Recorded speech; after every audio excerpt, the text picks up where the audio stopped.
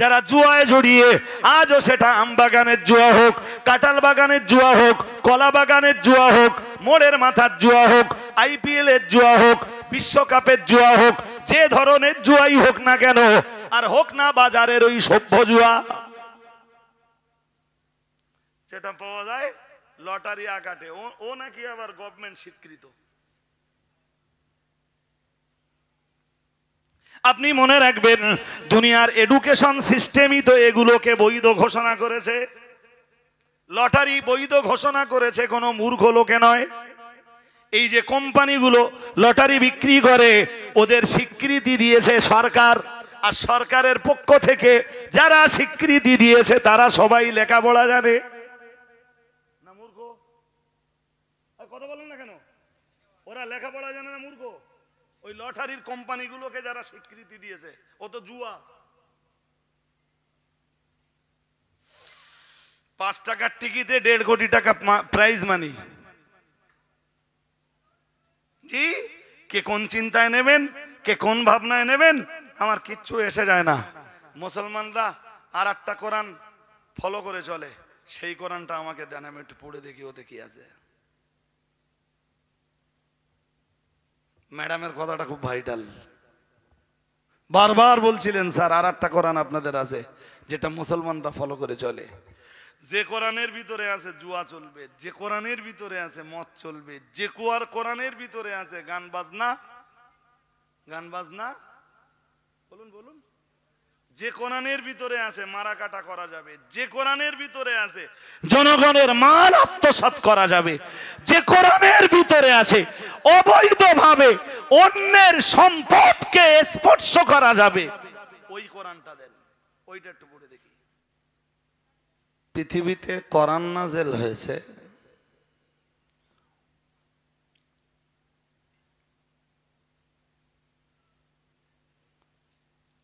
মানব সভ্যতার বিকাশ ঘটাতে,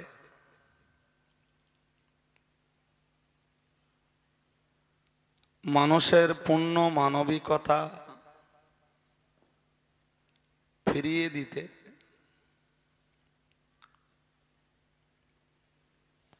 সর্বোপরি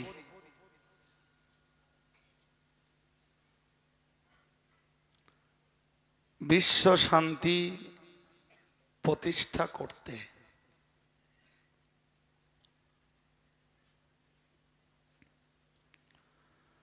কোরআনকে বাদ দিয়ে না মানবিকতার কল্পনা করা যায়,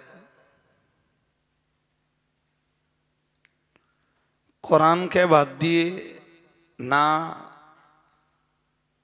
বিশ্বের কোথাও শান্তির স্বপ্ন দেখা যায়। কোরআনকে বাদ দিলে না মানব সভ্যতার বিকাশ ঘটানো সম্ভব হয়।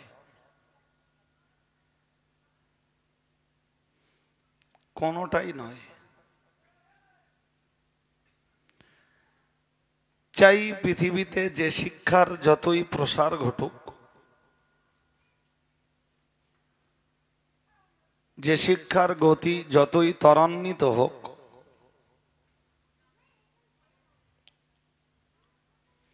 মানুষ যতই এডুকেটেড হয়ে উঠুক,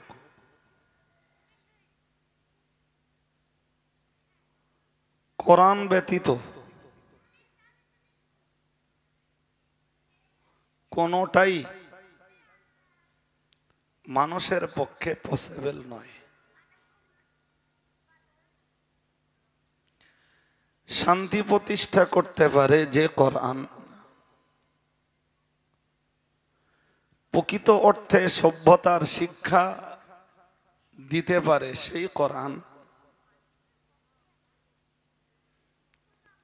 মানুষকে মানবিকতার জায়গাতে পৌঁছে দিয়ে প্রকৃত মানুষে পরিণত করতে পারে সেই কোরআন।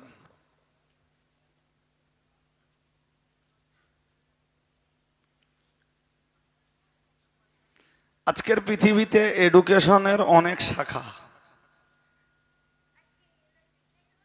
যারা বসে আছেন মন দিয়ে আমার কথা শুনুন, দুর্বলতাও প্রকাশ করেন না,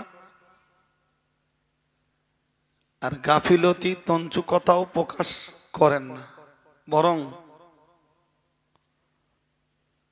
রাত 11টার পরে অজ করা এমনি কঠিন।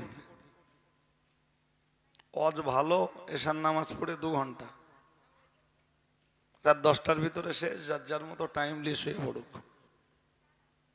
সকালবেলা উঠে সময় মতো ফজরের নামাজ পড়ে আবার যার যার হালাল রুজি রুটির সন্ধানের জায়গাতে বেরিয়ে পড়ুক। তো আমরা তো কোনো সিস্টেম ফলো করি না। অজের মতো হলে 1 ঘন্টা এনাফ, বেশি লাগবে না। কিন্তু আমরা তো অজ শুনি নে, শুনি শুধু আওয়াজ। হুজুররা যত পারে করুক, হুজুররা যখন পয়সা দিতে হচ্ছে একজন 3 ঘন্টা 4 ঘন্টা করুক না। পৃথিবীতে জ্ঞান বিজ্ঞানের অনেক শাখা প্রশাখা,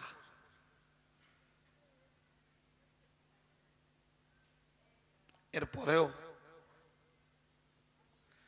মানুষের জন্য কোরআন কেন দরকার? কোরআনুল কারীমের শিক্ষা বাস্তবায়ন হওয়া কেন প্রয়োজন?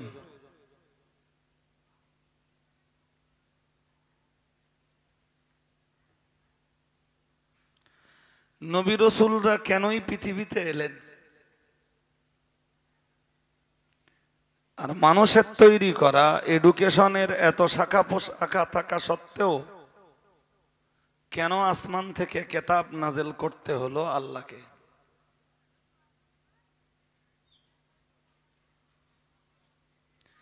এসব কথার একসাথে উত্তর হলো, এই যত কথা বলেছি সব কথার এক উত্তর হলো যে মানুষ হওয়ার মতো যে শিক্ষাটা মানুষের দরকার, সেই শিক্ষাটা মানুষ পেতে পারেন একমাত্র আল্লাহ পাকের পক্ষ থেকে। মানুষ হওয়ার অথবা মানবিকতার সেই শিক্ষা মানুষ পেতে পারেন কোরআনের কাছে।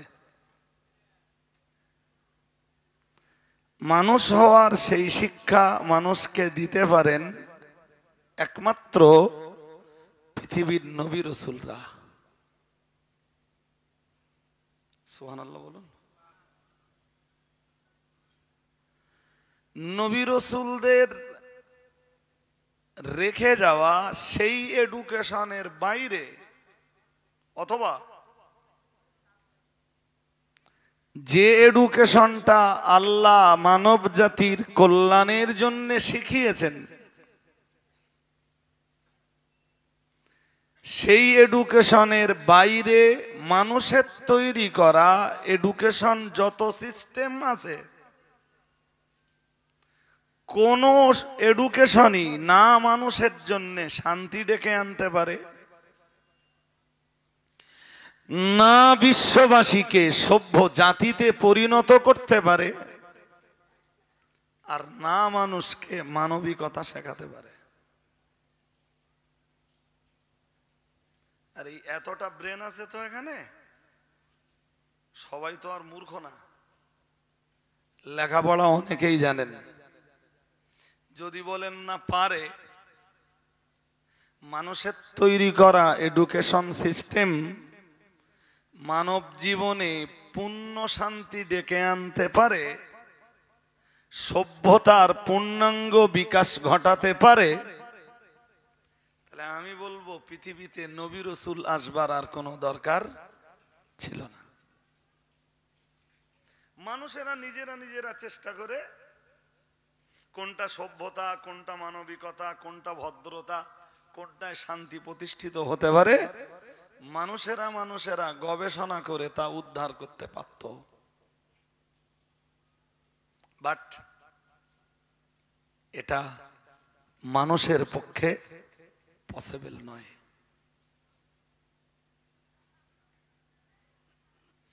তাই আল্লাহ যুগে যুগে নবী রাসূলদেরকেও পাঠিয়েছেন, আসমান থেকে আল্লাহ কিতাবের ইনজাল ও ঘটিয়েছেন।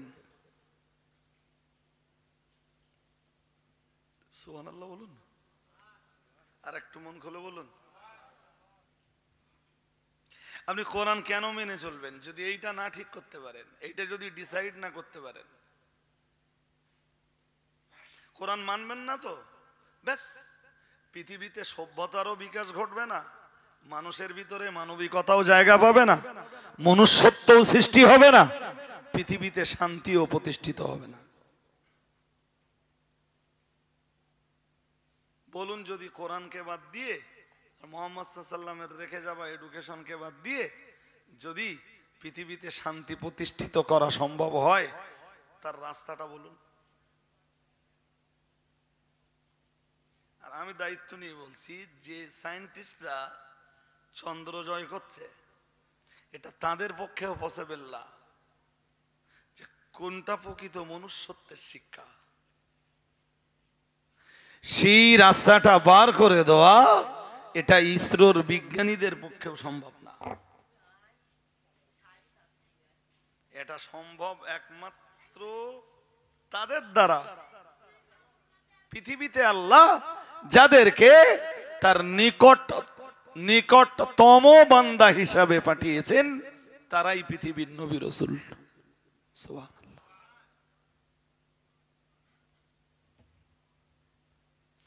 সারা পৃথিবী তো উত্তপ্ত। অ্যাকচুয়াল ইসরায়েল আর ফিলিস্তিনের যে লড়াই, এটা অ্যাকচুয়াল ইসরায়েল ফিলিস্তিনের লড়াই না,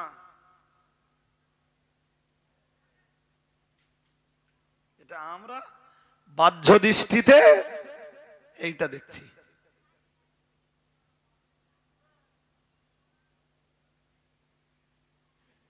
মুসলমানদের মসজিদে মসজিদে ফিলিস্তিনের মুসলমানদের হেফাজতের জন্য দোয়া কম হচ্ছে না, মানুষ কাঁদছে, হাও হাও করে কাঁদছে। তো এত মানুষের অন্তরে দয়া হচ্ছে, আল্লাহর কুদরতি অন্তরে দয়া হয় না?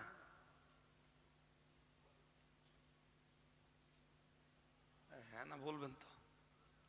আমার সাথে আপনাদের চিন্তা ভাবনাটা একটু শেয়ার করেন। হ্যাঁ না, ইয়েস নো।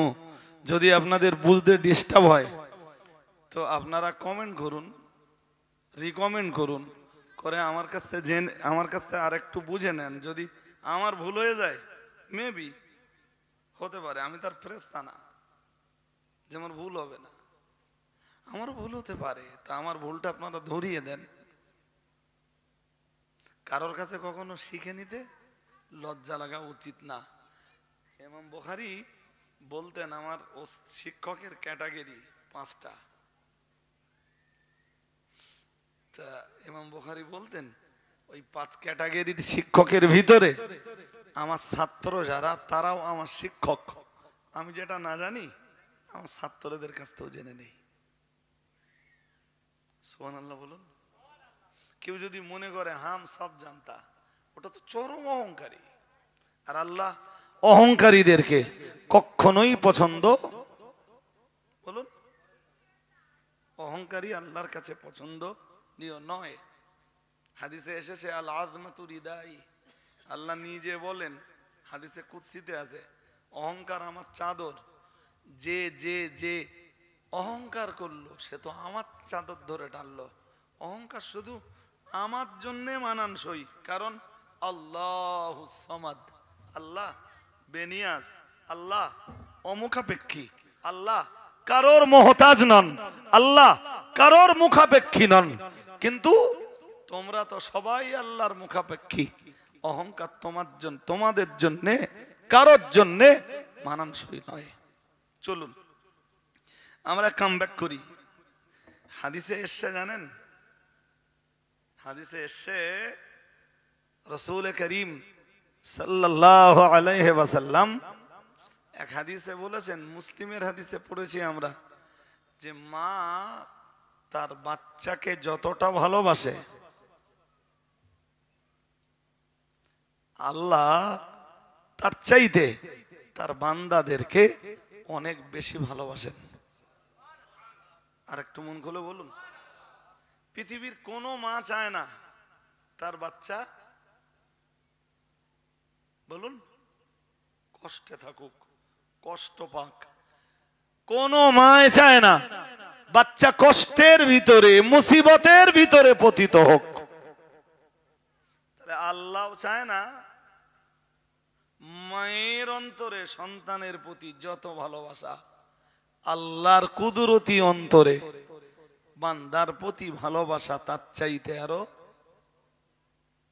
বলেন। এ যদি সত্য হয়, সত্য মানে দেয়ার ইজ নো ডাউট, সন্দেহ করার কোন জায়গা, ওই মর্মে এক হাদিস আসেনি, অনেক হাদিস এসছে যে মায়ের অন্তরের চাইতে পৃথিবীতে তো আমরা এটাও জানি এবং শতসিদ্ধ এটা যে মায়ের ভালোবাসার চাইতে বড় ভালোবাসা আর কারোর বলুন, আর কারোর নেই, হতেই পারে না। তা মায়ের ভালোবাসার চাইতে আল্লাহর কুদরতি অন্তরের ভালোবাসা বান্দার প্রতি অনেক অনেক। তাম পৃথিবী যখন কাঁদে, সত্যি ফিলিস্তিনের দৃশ্যগুলো দেখলে যে কোনো মানুষ কাঁদবে। হ্যাঁ না বলবেন তো, কাঁদবে তো। হ্যাঁ, আল্লাহর কুদরতি অন্তর কাঁদে না?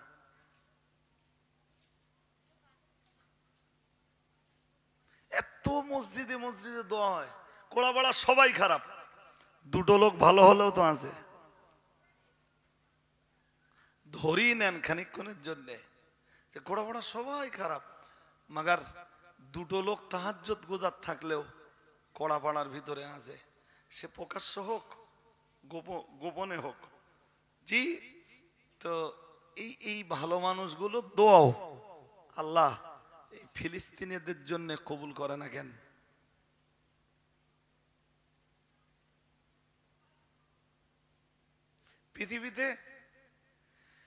পৃথিবীতে আল্লাহকে আল্লাহ বলে ডাকে, এটাও তো আল্লাহ ভালো জানেন যে আমরা মুসলিম এত অপরাধী হওয়ার পরেও আমাদের মসজিদগুলোতেই 5 বার যে আজান হয়, ওই আজানের প্রথম অংশটাই হলো আল্লাহু আকবার। তো মুসলমানরা এত অপরাধী হওয়ার পরেও মুসলমানরাই তো পৃথিবীতে আল্লাহকে আল্লাহ বলে ডাকে। তার নবী মুহাম্মদুর রাসূলুল্লাহ সাল্লাল্লাহু আলাইহি ওয়াসাল্লাম আর রিসালাতের সাক্ষ্য কেবল মাত্র তো পৃথিবীর মুসলমানরাই দেয়। মুহাম্মদুর রাসূলুল্লাহ সাল্লাল্লাহু আলাইহি ওয়াসাল্লাম পৃথিবীতে আল্লাহকে আল্লাহ বলে ডাকবার মতো শুধু তো মুসলমানরা, এটাও তো আল্লাহ জানেন সেই মুসলমান কষ্টের ভিতরে আছে, সেই মুসলমান মুসিবতের ভিতরে আছেন, আল্লাহ জানেন তো। হ্যাঁ না কিছু বলে না, জানেন তো। তা আল্লাহর মদদ নাজেল হয় কই?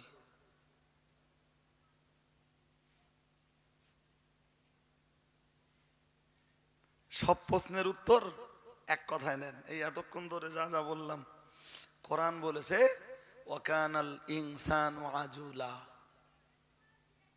কোরআনের 15 পারা সূরা বানী ইসরাঈলের এক আয়াতের শেষ অংশের দিকে আছে।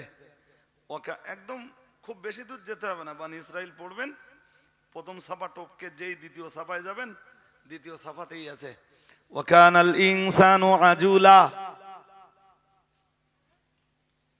মানে আজলাত যেটা, এটা মানুষকে সবসময় তাড়া করে বেড়ায়। মানুষ সবসময় চায় যা কিছু হওয়ার খুব তাড়াতাড়ি হয়ে যাক। ইহুদিরা মুসলমানদের এত মারছে, মুসলমানরা আল্লাহকে আল্লাহ বলে ডাকে, সেই মুসলমান মার খাচ্ছে, মুসলমানের রক্ত ঝরছে। জি, যেটা ঘটার খুব তাড়াতাড়ি সেটা ঘটে যাক, আল্লাহর ফয়সালাটা তাড়াতাড়ি হোক।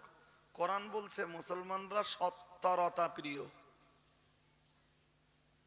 শুধু মুসলমান না, মানুষ, মানুষ পৃথিবীতে মানুষ নামে পরিচিত যারা, এরা সব সময় চায় যা কিছু হবে, আল্লাহর ফয়সালা যা আসবে তাড়াতাড়ি এসে যাক। কিন্তু আল্লাহ সত্তরতা প্রিয় নন।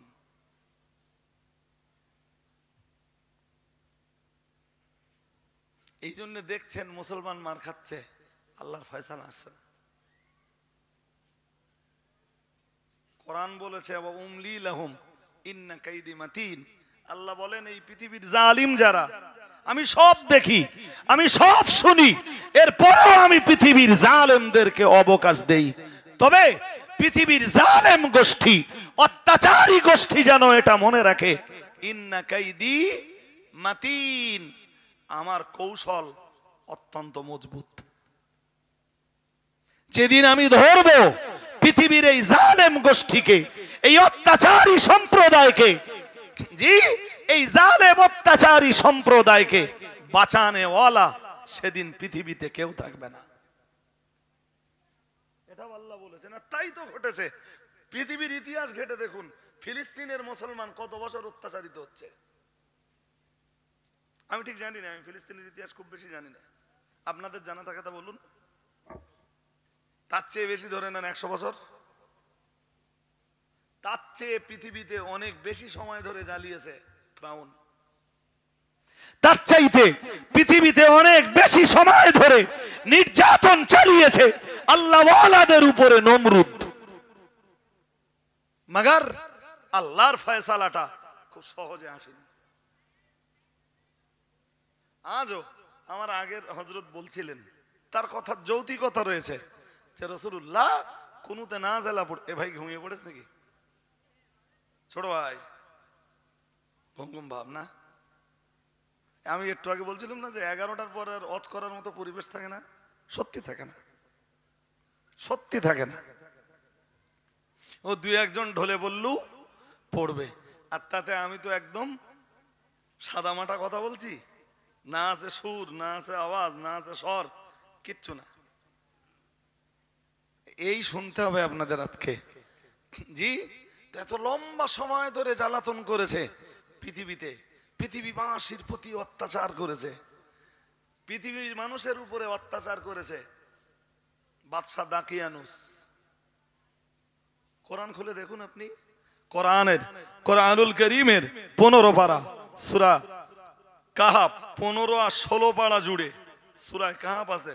সূরা কাহাফের ভিতরে আল্লাহ বাদশাহ দাকিয়ানুসের কালেমাওয়ালাদের উপরে লা ইলাহা ইল্লাল্লাহ এই কালেমা যারা উচ্চারণ করেছিল তাদের প্রতি যে অত্যাচার করেছিল বাদশাহ দাকিয়ানুস বা দিকিয়ানুস, জি সেই ইতিহাস আল্লাহ কোরআনুল কারীমের ভিতরে আলোচনা করেছেন।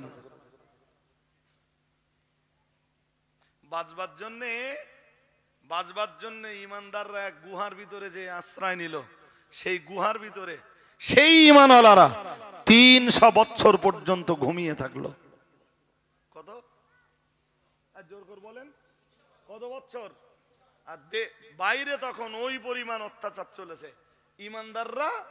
ইমানদার আল্লাহওয়ালারা পাহাড়ের গুহায়, জি এরা অনুসন্ধান করতে গেল পাহাড়ের গুহায়, যে দেখলো সব ঘুমিয়ে আছে। এরা মনে করলো সবগুলো মরা।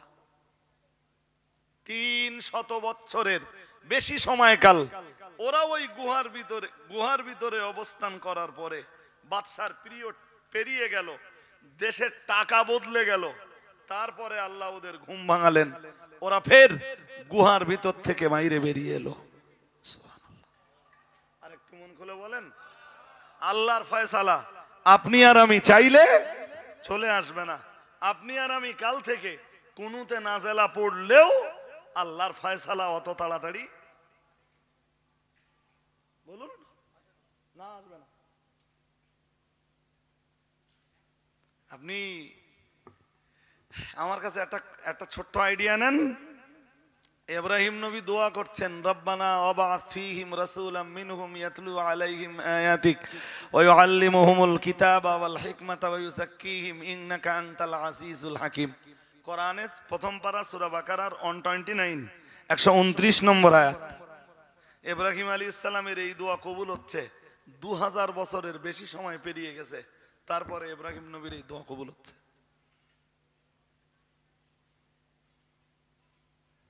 কি ভাবতেছেন? এক্ষুনি যদি ফিলিস্তিনিদের উপরে অত্যাচার কমে যায়, বাইতুল মুকাদ্দাস, আমরা তো হাত তুলে দোয়া করছি না, আল্লাহ বাইতুল মুকাদ্দাসকে আপনি আমাদের কোলে ফিরিয়ে দেন। বাইতুল মুকাদ্দাসকে যদি আল্লাহ আমাদের কাছে ফিরিয়ে দেন, এক্ষুনি যদি ফিরিয়ে দেন, এক্ষুনি, যেটা আমরা চাচ্ছি, তো কিয়ামত তো কাছাকাছি হয়ে যাবে।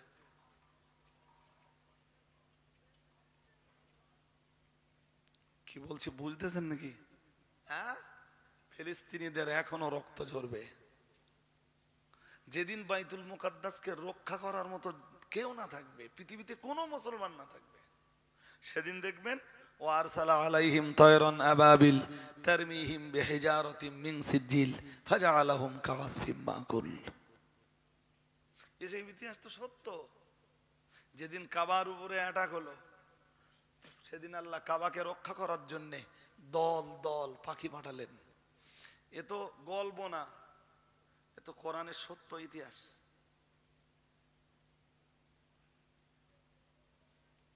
তার আগে আল্লাহ একটু দেখে নেবেন যে মুসলমানরা দ্বীন ঈমানকে রক্ষা করার জন্য কতটা ত্যাগ করতে পারে, মুসলমানরা কতটা ধৈর্য ধারণ করতে পারে, মুসলমানরা ঈমানের উপরে কতদিন কংক্রিট থাকতে পারে, মজবুত থাকতে পারে, মুসলমানরা ঈমানের উপর দাঁড়িয়ে কতটা ধৈর্য ধারণ করতে পারে। ঈমান আনার কারণে আমাদের কষ্ট করতে হয়নি বলেই তো আমাদের ঈমান মজবুত হয় না। শালা 2 টাকায় ঈমান বিক্রি হয়ে যায়। ক টাকায়? আরে কথা বলতেছেন না কেন?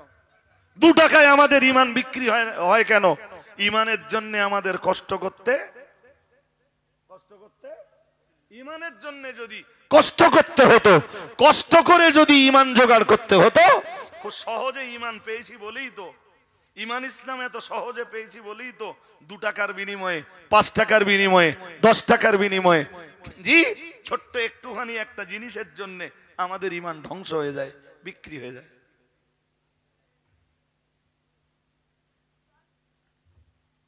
সবার কালেমা একই, মুখস্থ রাখবেন। ঈমান তো আসে কালেমার বিনিময়ে। কড়াপাড়ার লোকেরা আজকে আরো 2টো মুখ্য কথা শুনে রাখুন। মুখ্য কথা আমি ডিসকাস করছি না। সবার কালেমা এক, আলাদা? হ্যাঁ না, কিচ্ছু বলতেছ না। কালেমা এক না আলাদা? কড়াপাড়ার লোকের যে কালেমা, আমার গ্রামের লোকের, বলুন বলুন, মুসা নবীরও একই কালেমা, ঈসা নবীরও একই কালেমা, দাউদ নবীর একই কালেমা, সুলাইমান নবীর একই কালেমা, নূহ নবীর একই কালেমা, ইব্রাহিম নবীর একই কালেমা। বাট ওই কালেমা পড়ার কারণে ইব্রাহিম নবীকে অগ্নিকুণ্ডে নিক্ষিপ্ত হতে হলো কেন? আর আমাদের বা কিচ্ছু হয় না কেন? আর ফিলিস্তিনের মুসলমানদের উপরে আজকের এত অত্যাচার, এত অবিচার, এত জুলুম, জি, তারা এত অত্যাচার, অবিচার, জুলুম, নিপীড়নের ভিতরে কেন?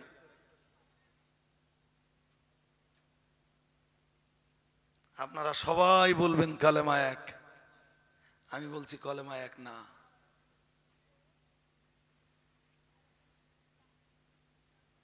কালেমা পড়ার কারণে জীবনে আপনাকে মারমুখী পরিস্থিতির সম্মুখীন হতে হয়নি, এর মানে আপনার কালেমা এক না। এই কচি গল্প করতেছ কেন? না না, এই কচি 2টো ঝামেলা করতেছে কেন? ফোনে তো কথা বলতেছে কেউ একজন। জি, আমি বলছি কালেমা, বিশ্বাস হয় না? আরে হ্যাঁ না বলেন, বিশ্বাস হয় না? হাসিনা মুসলমান না হিন্দু? আবার বলে বোঝা যায় না। সে মদিনা জিয়ারত করতে যাচ্ছে, কাবা তওয়াফ করতেছে, এরপরও বোঝা যায় না মানে? কোন হিন্দুর জন্য, কোন বেধর্মীর জন্য কাবায় ঢোকার পারমিশন নেই। তাহলে ও মুসলমান বলেই তো কালেমা পড়েছে, লা ইলাহা ইল্লাল্লাহ মুহাম্মাদুর রাসূলুল্লাহ সাল্লাল্লাহু আলাইহি ওয়াসাল্লাম দাবিদার বলেই তো ওকে কাবায় ঢুকতে দেছে। নইলে কাবার এরিয়া কেউ ঢুকতে পারবে না। পৃথিবীর ওই এক এক্সেপশনাল জায়গা, এক্সেপশনাল প্লেস, যেখানে একমাত্র ঢোকে তারা লা ইলাহা ইল্লাল্লাহ এই বিশ্বাস রাখে যারা। সুবহানাল্লাহ। যাক, আমি আমি ওখানকার ওই প্লেসের ব্যাখ্যা দিতে বসিনি গো। বলছিলাম হাসিনা তো বৌদ্ধ না, হিন্দু না, ইহুদি না, খ্রিস্টান না, মুসলমান তো। জোর করে বলেন সাইদি সাহেব কি? দুজনের কালেমা একই না আলাদা? একজন আর একজনের জেলে ঢোকালো কেন? উত্তর দেন। আরে বাবা, রাজনীতি হোক, অর্থনীতি হোক, সমাজনীতি হোক, যে নীতি হোক, আমার এই কথাটার উত্তর দেবেন। দুজনের কালেমা যখন একই, তাহলে সাইদি কেন জেলে যাবে আর হাসিনা কেন বাইরে থাকবে? তাহলে এখান থেকে আমরা কি বুঝবো? দুজনের কালেমা এক হলেও উদ্দেশ্য এক নয়। উদ্দেশ্য না। দুনিয়া বিখ্যাত একজন মুফাসসির, আপনারা বাংলাতে তার লেখা তফসির পড়তে পারবেন, খুব দুরন্ত তফসির, এবং বর্তমান পৃথিবীর এই কন্ডিশনের সঙ্গে মিলিয়ে তফসিরটা লেখা। বাংলা আছে তফসিরটার, তবে সে বাংলাও খুব হার্ড। যে কেউ পড়ে খুব অল্প স্বল্প লেখাপড়া থাকলে সে বুঝতে পারবে না। মোটামুটি মোটামুটি ভালো বুঝবে যারা বেঙ্গলিতে এমএ করা। ওই এমনি যে তফসিরটা বাংলা, তফসিরটার যে বাংলা ভাষা খুব ভালো হয়, অনার্স পিজি করা যারা বাংলায়, ওরা খুব ভালো বুঝবে। আমার তাই মাঝে মাঝে দাঁত বসাতে কষ্ট হয় তাতে। কিতাবটার নাম তাফসিরু ফি দিলালিল কোরআন। নাম কি? তাফসিরু ফি দিলালিল কোরআন। কে লিখেছেন? আল্লামা কুতুব শহীদ। সবসময় মনে রাখবেন,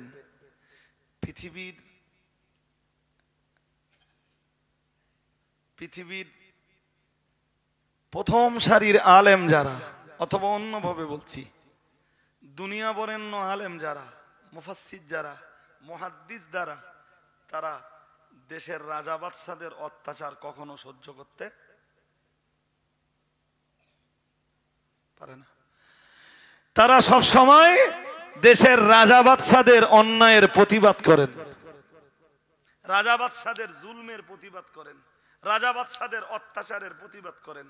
আল্লামা সৈয়দ কুতুব শহীদ রহমাতুল্লাহ আলাইহির লেখা তাফসিরু ফি জিলালিল কোরআন, কোরআনের ভিতরে তিনি সমসাময়িক রাজা বাদশার বিরুদ্ধে কিছু কথা লিখলেন। কোরআনের আয়াতের ব্যাখ্যা করতে গেলে তো কথা আসবেই। কোরআন তো নির্দিষ্ট কোন যুগের মানুষের জন্য নাযিল হয়নি। কিয়ামত পর্যন্ত যত মানুষ পৃথিবীতে আসবে সকলের জন্য আল্লাহ কোরআনুল কারীম নাযিল করেছেন। এবং যে যে যুগে দাঁড়িয়ে কোরআনকে দেখবে সে মনে করবে কোরআন এই মাত্র নাযিল হয়েছে, বোধহয় আমার জন্যই কোরআন নাযিল হয়েছে। হযরত সৈয়দ কুতুব শহীদ রহমাতুল্লাহ আলাইহি দেশের সরকারের এই জুলুম অত্যাচারের বিরুদ্ধে প্রতিবাদের আওয়াজও তুললেন, আর আর তিনি তার কিতাবেও লিখলেন। ব্যাস, ওই অপরাধের দায়ে সৈয়দ কুতুব শহীদকে সরকার গ্রেফতার করলো পুলিশ দিয়ে। ঈমান কোথায় দেখেন এবার।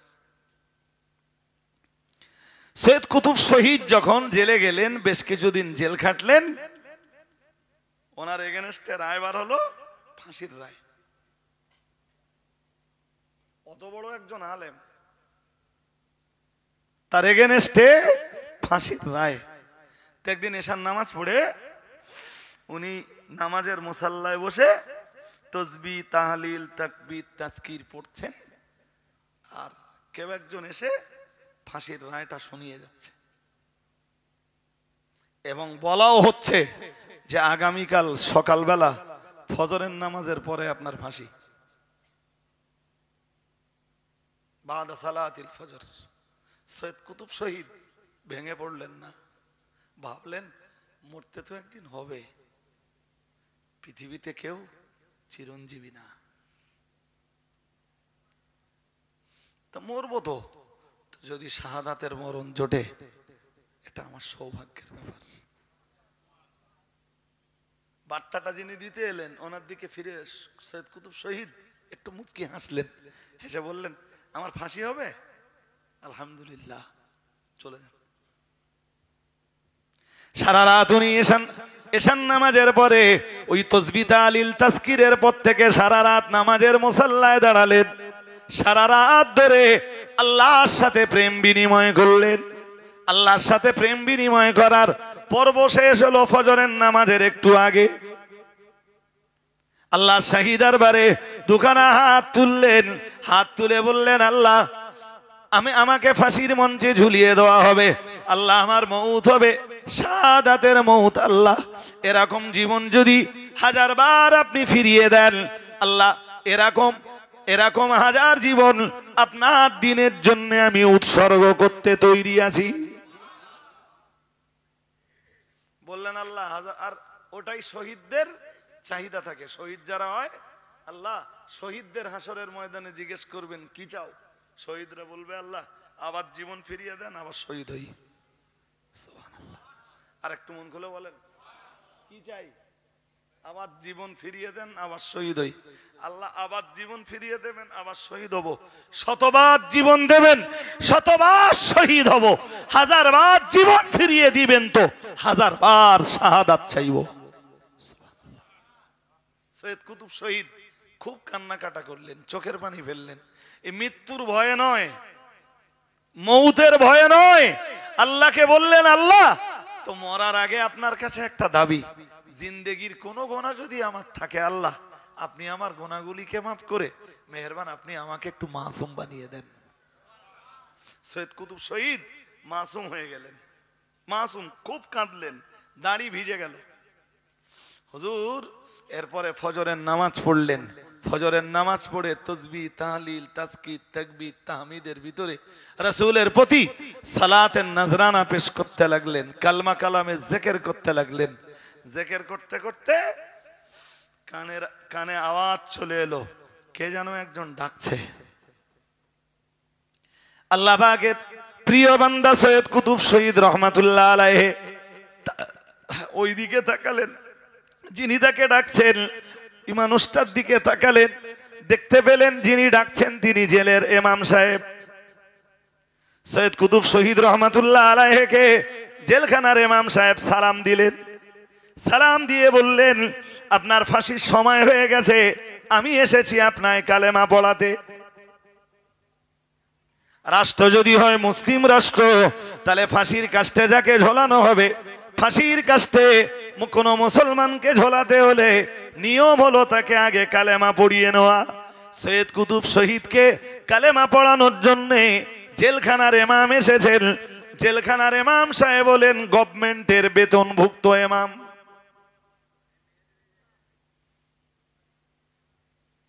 সৈয়দ কুতুব শহীদ ওনার চেহারার দিকে তাকিয়ে বললেন, আপনি?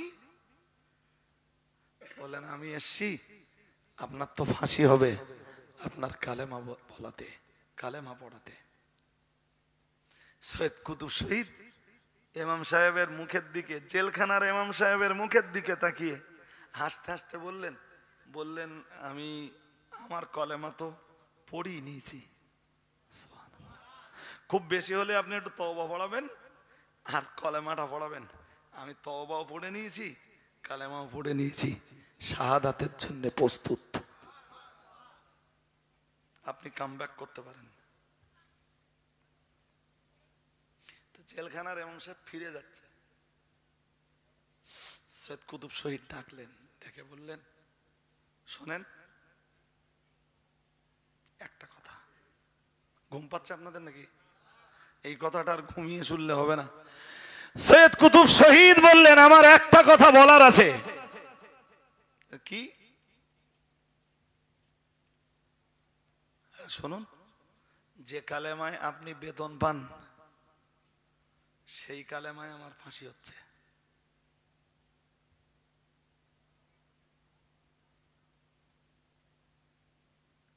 জেলের ইমাম সাহেব কিচ্ছু বুঝলো না। সৈয়দ কুতুব শহীদ হালকা বুঝিয়ে বললেন, বললেন এই জেলখানার মানুষদেরকে নিয়ে আপনি নামাজ পড়ান, কালমা কালাম পড়ান, এর বিনিময়ে তো সরকার আপনাকে বেতন দেয়। তো যে কালমার বিনিময়ে আপনি বেতন পান, আমি তো আমার রাষ্ট্রে ওই কালেমাকে প্রতিষ্ঠিত করতে যেই যে সরকারে আপনাকে বেতন দেয় সেই সরকারে আমাকে ফাঁসি দিচ্ছে। যান, চলে যান। এই পর্যন্ত শোনার পরে কি বুঝলেন? এই একই কালেমায় কেউ বেতন পায়, আর একই কালেমায় কেউ শহীদ হয়। সাইদি সাহেবের যে কালেমা, হাসিনার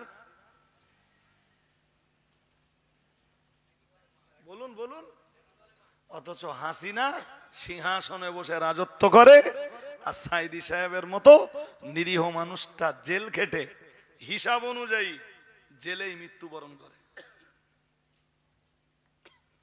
যখন সাইদি সাহেব মৃত্যুবরণ করেছেন, যে শহীদ হয়েছেন, তখনও তো সাইদিকে ছাড়া হয়নি। দুজনের কালেমা একই, কালেমা একই। এই যে আমাদের কালেমায় আমাদের কিচ্ছু হয় না, ভাবতে হবে যে আমাদের কালেমার উদ্দেশ্যই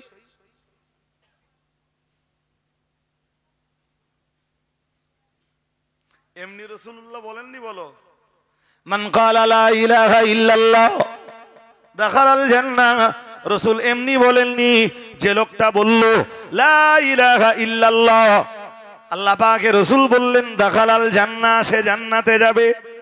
যাবে নয়, সে জান্নাতে ঢুকে গেছে। সুবহানাল্লাহ। আরেকটু মন খুলে বলুন। শুধু ওই কলেমার বিনিময়ে রাসূলুল্লাহ মুখে ওই কলেমাটুকু উচ্চারণ করার বিনিময়ে রাসূল জান্নাতের ঘোষণা দিচ্ছেন, এটা কি করে হতে পারে?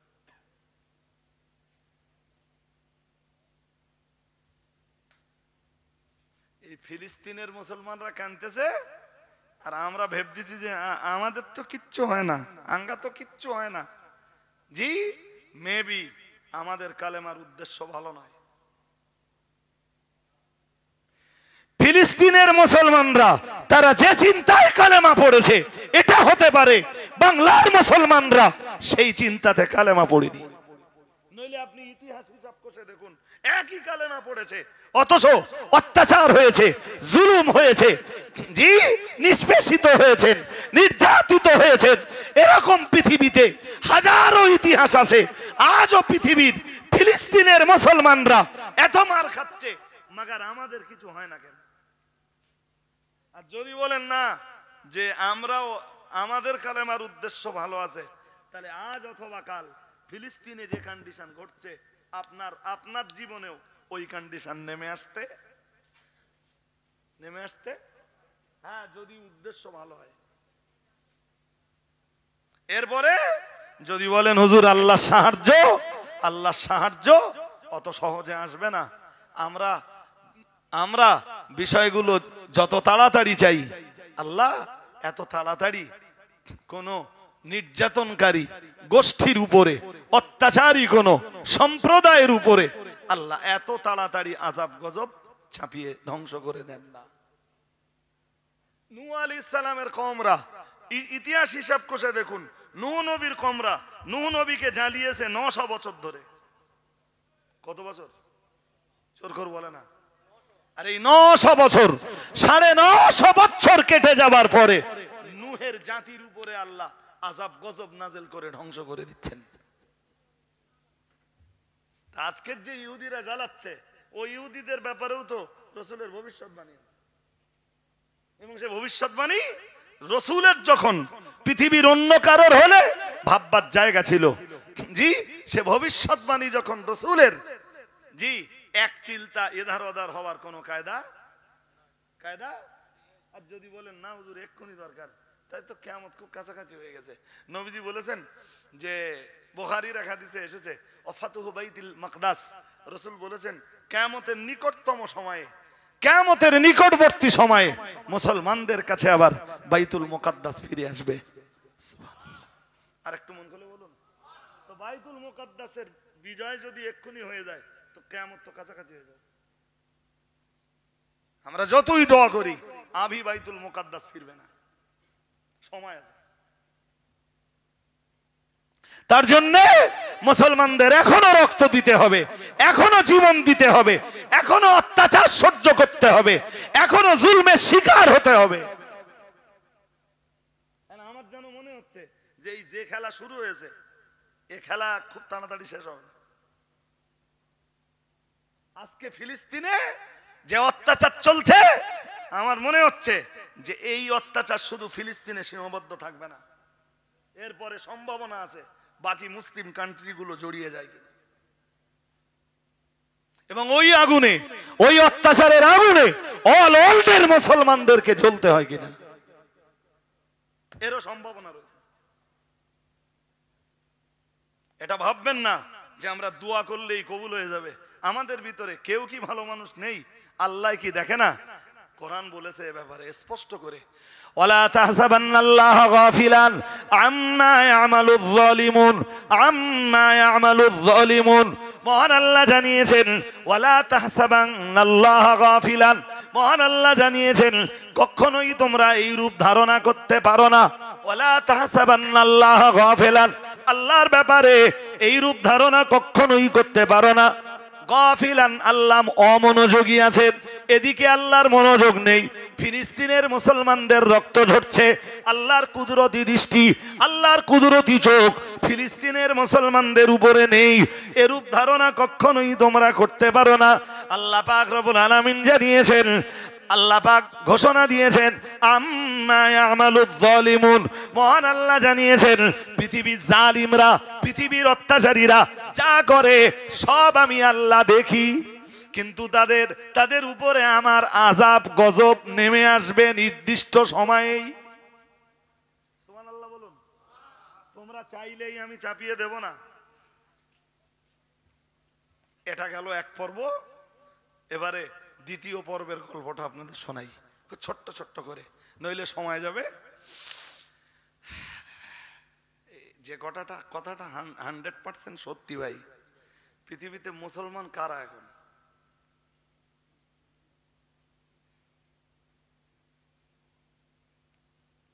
বলবেন তো? হাদিস শরীফ বিবরণ দিয়েছে, আল্লাহ পাকের রাসূল জানিয়েছেন, হাদিসে কুদসির এক বয়ানে এসেছে, ইন্না কুলুবান নাসি ওয়া কুলুবা মুলুকিহিম বাইনা ইসবাইহি মিন আসাবির রহমান ফাইনা তাউনি হাব্বালতু কুলুবাহুম বিররাফাতি ওয়ার রাহমাতি ওয়া ইন সাউনি হাব্বালতু কুলুবাহুম বিসসুখদাতি ওয়ান নুকমাতি ও কামা ক্বালা আলাইহিস সালাম। প্রিয় নবী রাসূলুল্লাহ জানিয়েছেন, ইন্না কুলুবান নাসি, নিশ্চয়ই দুনিয়ার মানুষগুলোর অন্তর, অকুলুবা মুলুকিহিম, এবং তাম দুনিয়ার রাজা বাদশাদের অন্তর। একথা হাদিসে কুদসির মানে আসলে কথা রসুলের নয়, শুধু রসুলের জবান দিয়ে বেরিয়েছে, বাকি সব কথা আল্লাহর। মহান আল্লাহ নিজেই জানিয়েছেন, ইন্না কুলুবান নাসি, নিশ্চয়ই তাম দুনিয়ার মানুষগুলোর অন্তর, অকুলুবা মুলুকিহিম, এবং তাম দুনিয়ার রাজা বাদশাদের অন্তর, বাইনা ইসবাইহি মিন আসাবির রহমান, আমার আল্লাহর তথা রহমানের কুদরতি দুটি আঙ্গুলের মাঝখানে। সুবহানাল্লাহ। আর একটু মন খুলে বলেন, কালেকশন আছে নাকি? এই তো 20 মারা গেছে এবার। হাদিসটা খুব মন দিয়ে শুনতে হবে, বর্তমান সময়ে ব্যাপকভাবে প্রযোজ্য হাদিসটা। হাদিসে কুদসি মানে ভাষাটা বেরিয়েছে রসুলের জবান দিয়ে যদিও, কিন্তু কথাটা আল্লাহর। আল্লাহ নিজে বলছেন, ইন্না কুলুবান নাসি, নিশ্চয়ই তামাম দুনিয়ার মানুষগুলোর অন্তর, অকুলুবা মুলুকিহিম, এবং তামাম দুনিয়ার রাজা বাদশাদের অন্তর, বাইনা ইসবাইহি মিন আসাবির রহমান, রহমানের কুদরতি দুটি আঙ্গুলের মাঝখানে। সুবহানাল্লাহ। সবাই মিলেমিশে আর একটা আওয়াজ তুলে বলেন, রহমান কে? জোর করে বলেন, রহমান কে? তাহলে তামাম দুনিয়ার রাজা বাদশাদের অন্তরও আল্লাহর কুদরতি দুটি আঙ্গুলের মাঝখানে। আর আমরা যারা প্রজা আছি দেশের, সব দেশের প্রজা যারা, আমাদের অন্তরও আল্লাহর কুদরতি 2 আঙ্গুলের মাঝখানে। এরপরে রাসূল আবার বলছেন, আল্লাহ পাক জানিয়ে দিয়েছেন ফাইনাতাউনি, সুতরাং যদি তোমরা আমার আনুগত্য করো, আমার বিধানগুলোকে যদি পালন করো, আমার বিধানের বাস্তবায়ন যদি ঘটাও, আমি আল্লাহ পাক রব্বুল আলামিন বলছি হাব্বালতু কুলুবাহুম বিররাফাতি ওয়ার রাহমাতি, আমি আল্লাহ পাক রব্বুল আলামিন দয়া দাক্ষিণ্যতা দিয়ে, যেহেতু তোমাদের রাজা বাদশাদের অন্তরগুলি আমার 2টি কুদরতি আঙ্গুলের মাঝখানে, তাই আমি আল্লাহ পাক রব্বুল আলামিন তোমাদের রাজা বাদশাদের অন্তরগুলোকে দয়া দাক্ষিণ্যতায় ভরপুর করে দেব। ওরা তখন তোমাদের উপরে কোনো অত্যাচার করবে না।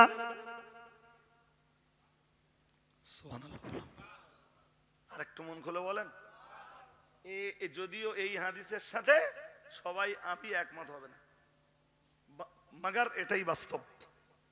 আল্লাহ নিজে বলছেন যদি তোমরা আমার আনুগত্য করো, তো আল্লাহর আনুগত্যের বিধানগুলি রয়েছে সব কোরআনে।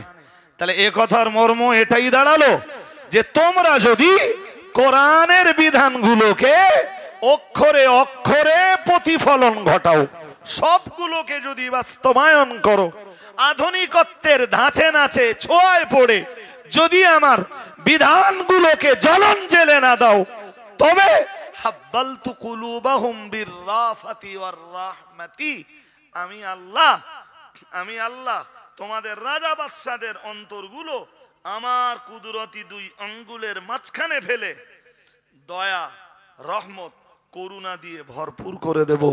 ওরা তোমাদের উপরে কখনো অত্যাচার জুলুম চালাবে না। সুবহানাল্লাহ। আর একটু মন খুলে বলুন, পরের অংশটা মারাত্মক। রাসূল আবার বলেন, আল্লাহ জানান ওয়াইনাসাউনি, তবে এটাও জেনে রাখো, ওয়াইনাসাউনি, যদি তোমরা আল্লাহর অবাধ্যতা অবলম্বন করো, মহান আল্লাহ নিজেই জানিয়েছেন তোমরা যদি আমার বিধান না মেনে নাও, আমার বিধানের জায়গায় মানুষের তৈরি করা বিধানটাই তোমাদের কাছে যদি বেশি পছন্দনীয় হয়ে যায়, আমি আল্লাহ পাক রব্বুল আলামিন আমার বিধানের বাস্তবায়ন যদি তোমাদের কাছে কষ্টের হয়ে যায়, বরং আধুনিকত্বের ধাঁচে নাচে পড়ে যদি আমার বিধানগুলোকে জ্বলন জেলে দাও, আমার নবী সুন্নতি তরিকাগুলোকে তোমরা যদি জ্বলন জেলে দাও, আমি আল্লাহ পাক রব্বুল আলামিন বলছি হাব্বালতু কুলুবা মুলুকিহিম বিসুখতাতি ওয়ান নুকমাতি আও কামা ক্বালা আলাইহিস সালাম। রাসূলুল্লাহ জানিয়েছেন, আল্লাহ পাক ঘোষণা দিয়েছেন, তখন আমি আমার বিধানের বাস্তবায়ন পৃথিবীতে না হলে, আমার নবীর তরিকা অনুযায়ী তোমাদের জীবন পরিচালিত না হলে, আমার কুদরতি 2টি আঙ্গুলের মাঝখানে ফেলে তোমাদের রাজা বাদশাদের অন্তরগুলোতে আমি আল্লাহ পাক রব্বুল আলামিন জুলুম অত্যাচারে, এতটাই জুলুম অত্যাচারে ভরপুর করে দেব, ওরা তখন তোমাদের উপরে স্টিম রুলার চালাবে। নাউজুবিল্লাহ বলেন। এবারে এই রাসূলের হাদিস শোনার পরে পৃথিবীর মুসলমানদের নীতি নৈতিকতা, আদাত আখলাক, মুসলমানদের কার্যকলাপ, জি কোরআনের বিধানের বাস্তবায়ন,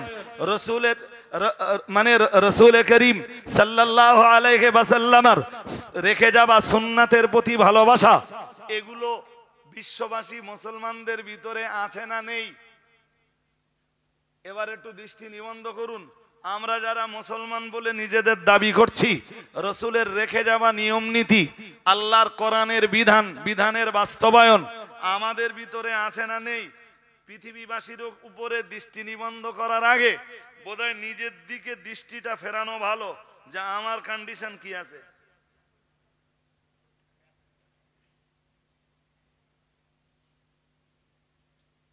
আর মনে হয় অশোনা লাগবে না, অস্ত হয়েই গেছে, আর কি অত করব? নিজের দিকে দৃষ্টিটা ফেরান, যে সত্যি সত্যি আমার জীবনে কোরআন আছে। অক্সফোর্ড ইউনিভার্সিটির একজন মহিলা লেকচারার, শুনছেন না? শেষ করে দেবো, একদম শেষ পর্যায়ে আমি।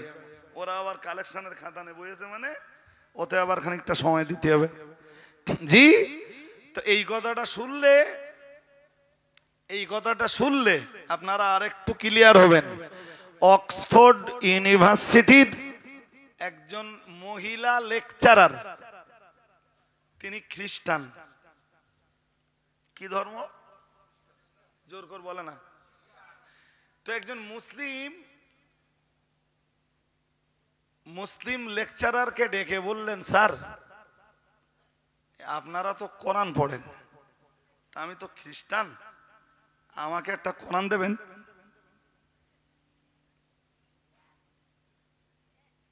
তা কেউ যদি আপনাদের কাছে কোরআন চায়, কোরআন পড়বার জন্য একটা কোরআন চায়, দিবেন না?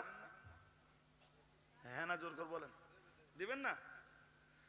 তা মুসলিম লেকচারার বললেন, ম্যাম আপনি কোরআন একটা নেন, কিন্তু আমাদের কোরআন তো আরবি ভাষায় নুজুল হয়েছে, এই কোরআন তো আপনি বুঝবেন না। তা ম্যাম একটা কাজ করুন, আমি ইংরেজিতে ট্রান্সলেট করা একটা কোরআন আপনাকে দেব। ইংরেজিতে ট্রান্সলেট করা কোরআন দিলে ম্যাম ভালো পড়ে বুঝতে পারবে। তো উনি ম্যাডামকে ইংরেজিতে অনুবাদ করা একটা কোরআন দিলেন।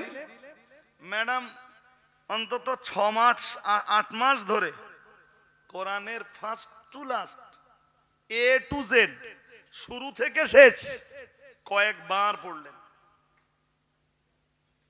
একবার না, কয়েকবার পড়লেন। পড়ে বললেন যেদিন ফেরত দিচ্ছিলেন কোরআনটা,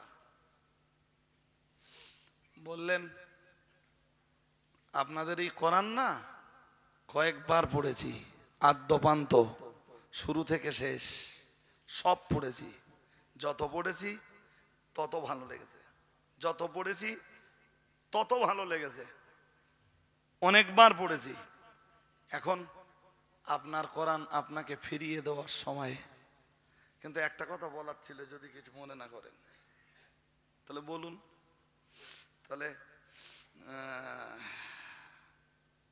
এই কোরআন পড়ে দেখলাম পৃথিবীর মুসলমানদের চরিত্র আর কোরআনের বিধান দুটো একরকম না।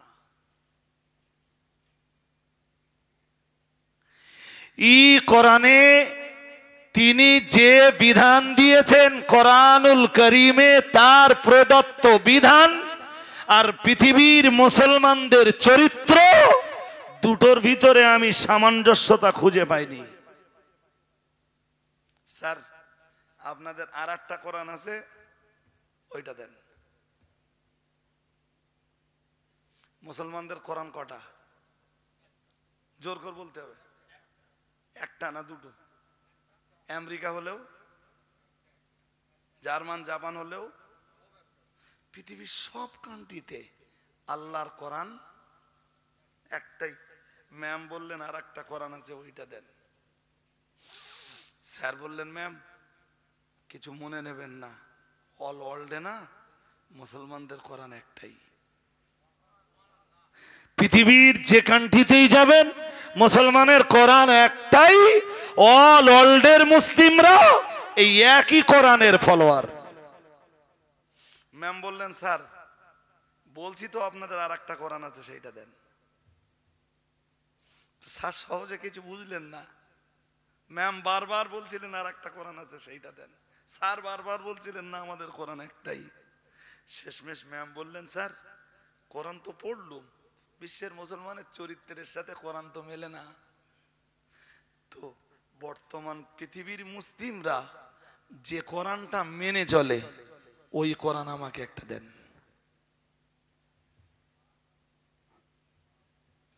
এবার কি বিষয়টা বুঝলেন? বললেন বর্তমান ওয়ার্ল্ডের মুসলিমরা যে কোরআন মেনে চলে, ওই কোরআন আমাকে একটা দেন। আমি তো কোরআনের শুরু থেকে নিয়ে শেষ পর্যন্ত বহুবার অধ্যয়ন করলাম, কোরআনের বিধানের সাথে মুসলমানদের চরিত্রের সামঞ্জস্যতা তো কিছু খুঁজে পেলাম না। তাই বলেছি মুসলমানদের আর একটা কোরআন আছে, সেইটা দেন, যে কোরআনটা মুসলমানরা মেনে চলে। কোড়াপাড়ার মুসলমানদেরও কন্ডিশন তাই, যে কোরআনটা মুসলমানরা মেনে চলে সেই কোরআনটা আমাদের কাছে নেই। আর যে কোরআনটা আল্লাহ দিয়েছিলেন মানব জাতির কল্যাণে, বিশ্ব শান্তি প্রতিষ্ঠা করতে, সভ্যতার বিকাশ ঘটাতে, পৃথিবীর মানুষের ভিতরে মনুষ্যত্ব তৈরি করে দিতে, সেই কোরআনের ফলোয়ার আমরা নই।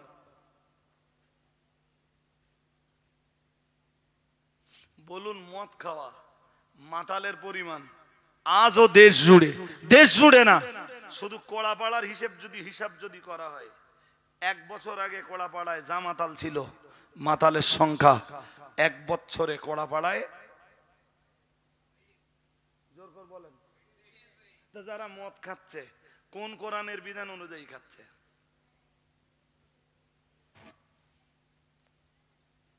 অ্যাকচুয়াল আল্লাহর নাজেল করা যে কোরআন, হযরত মুহাম্মদ সাল্লাল্লাহু আলাইহি ওয়াসাল্লামের উপরে যে কোরআনটা নাজেল হয়েছিল, ও কোরআন তো বলেই দিয়েছে,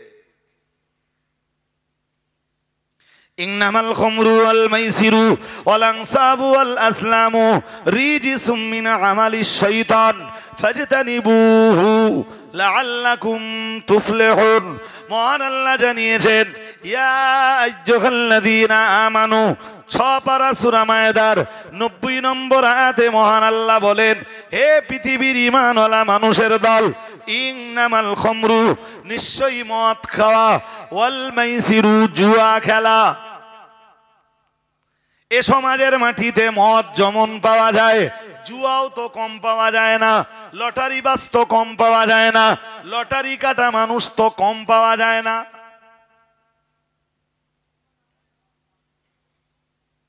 এই এলাকা তো প্রচুর মুসলিম, আর আমি দায়িত্ব নিয়ে বলছি, লটারির টিকিটের দোকানগুলো এখনো যদি বেঁচে থাকে, মুসলমানদের বদান্যতাতেই বেঁচে আছে।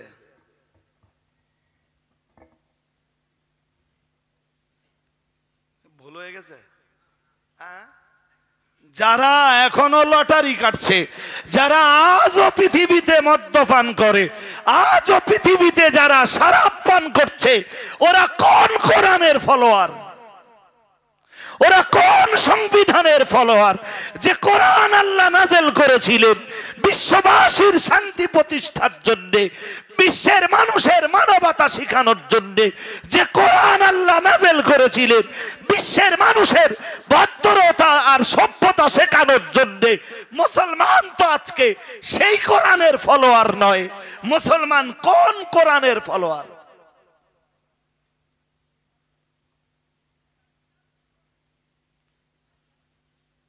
এই জন্য পৃথিবীর যে কান্ট্রিগুলো এডুকেশনে এত এত এগিয়ে, এ সব তো মানুষের তৈরি করা এডুকেশন সিস্টেম। কোরআনকে বাদ দিয়ে অল ওয়ার্ল্ডে মানুষের রচনা করা, মানুষের তৈরি করা এ যত এডুকেশন সিস্টেম আছে, কোন এডুকেশন সিস্টেম দিয়ে মদ বন্ধ করা যেতে পারে না, জেনা বন্ধ করা যেতে পারে না, আত্মসাৎ বন্ধ করে যেতে পারে না, মারা কাটা বন্ধ করা যেতে পারে না, খুন খরাবি, হত্যা, জখম আর মার্ডার বন্ধ করা সম্ভব নয়। শুধু মারা কাটা, খুন, হত্যা, জখম, মদ, জুয়া, টাস পাশা, লটারির মতো পৃথিবীর এই অপরাধগুলো বন্ধ করা একটা এডুকেশন দিয়ে সম্ভব, যেই এডুকেশনটা আল্লাহ আসমান থেকে নাযিল করেছিলেন তার প্রিয় বান্দা হযরত মুহাম্মদ সাল্লাল্লাহু আলাইহি ওয়াসাল্লামের উপর।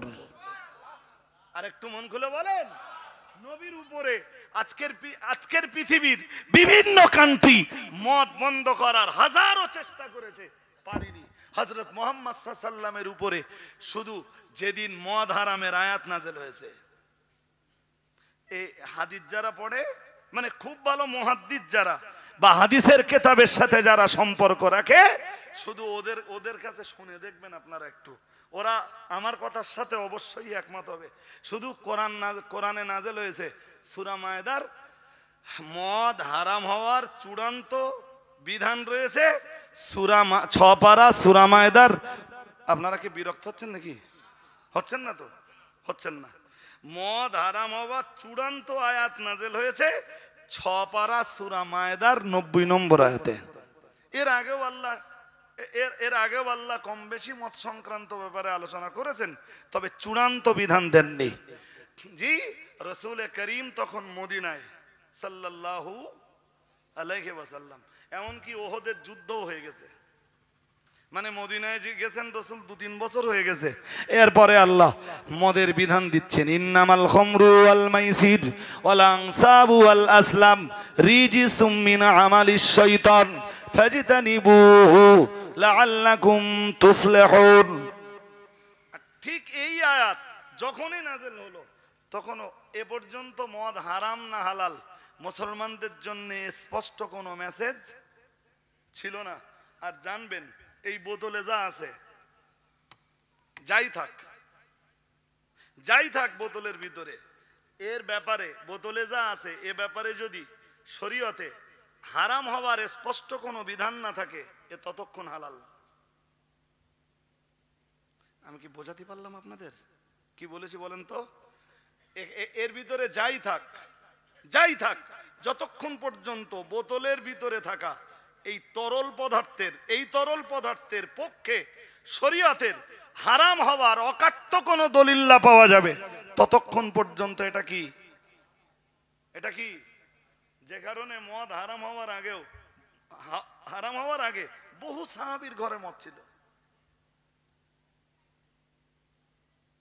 রসুলের, আবার কেউ অন্যভাবে নেন কিনা, রসুলের খুব নাম করা সাহাবী যারা, তারাও অনেকে মদ্যপানে অভ্যস্ত ছিলেন। কেউ আবার মনে করবে না তো যে সাহাবীরা যদি মদ খায় তা আমাদের খাওয়া আরো ভালো হলে। ইমাম বুখারী একদম ক্লিয়ার করে বলেছেন, ওয়াযালিকা ক্বাবলা তাহরিমিল খামর, এসব সব মদ হারাম হওয়ার আগের মদ। রসুলের বহু সাহাবী ছিলেন যারা মদ্যপানে অভ্যস্ত ছিলেন।